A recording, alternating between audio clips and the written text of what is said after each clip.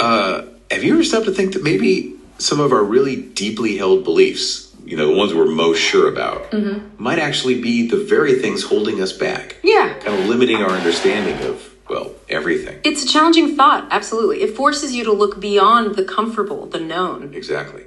And today we're going to take a deep dive into a topic that definitely pushes buttons. It often gets debated or just flat out dismissed.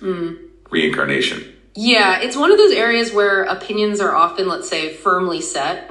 But look, our goal here isn't really to convince anyone of anything. Right. It's more about exploring a really unique perspective. Right. Why do some people reject this idea so strongly? And maybe more importantly, what could its real purpose be? We're drawing from one particular source for this. And that source is an excerpt from Reincarnation's Purpose, A Journey to Pure Divinity.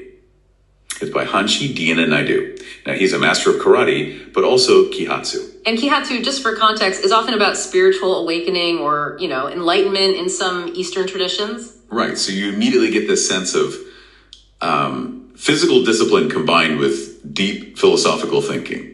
Exactly. And Naidu doesn't just present reincarnation as a concept. He actually challenges us, the readers, the listeners, to put aside our preconceptions. He uses this phrase, approach it with zero knowledge. Just common sense. That's what he says to use. Yeah. So it's an invitation to maybe re-examine some really basic ideas about truth itself. Okay, so diving in.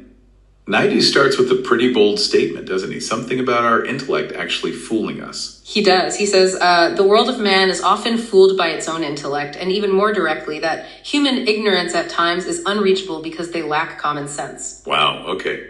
That's quite the opening salvo. It definitely makes you sit up and pay attention. It really does. And what I find interesting is how he immediately uses history to back this up. It's like he's saying, look, humanity has a track record here. Right, like the whole earth is flat belief. Exactly. He points it out. People were absolutely convinced, and it took real guts, the courageous, as he puts it, to sail out and find out it was round. And the idea we were alone in the universe. That too. For ages we thought that. And now we're talking infinite universes and a zillion galaxies. Our perspective has just exploded. He also touches on the darker side, the persecution.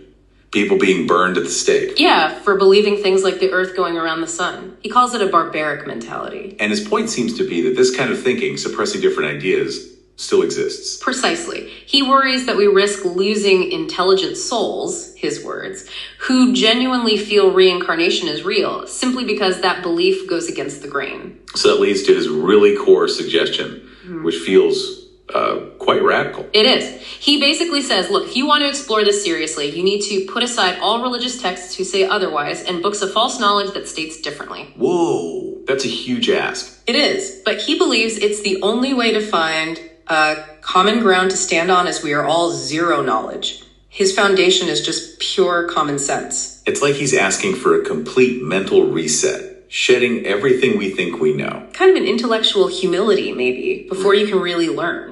Okay, so, assuming we've managed that hypothetically, he then hits us with a very direct question. Yeah. Do you think a single lifetime of an average of 80 years will give you all the answers to life? It just stops you in your tracks, doesn't it? It really does. Makes you think about the sheer scale of, life itself. And he uses that analogy, right? About the universe. Oh, yeah. The speed of light one. Can you reach the end of this universe traveling at the speed of light? Obviously not. So his implication is an 80-year lifespan. It's just like a blink. Too short to get the full picture. And he breaks down that 80 years in such a relatable, almost grimly funny way. How so? Well, he says the body starts with energy, but then starts to deplete in every avenue when it begins to reach its halfway point. And then the kicker. Often, the first 45 years, it was too busy trying to make ends meet. Right, the struggle. And the next 35 years, trying not to meet its end. Okay, yeah, that's sharp. Trying to survive, then trying not to die. So his question is, how can you possibly figure out who you are, your purpose, in that little window with all that going on? Yeah, when you put it like that, it does seem a bit ambitious for just one go-around. So his conclusion feels almost inevitable then. We need more time. Yeah.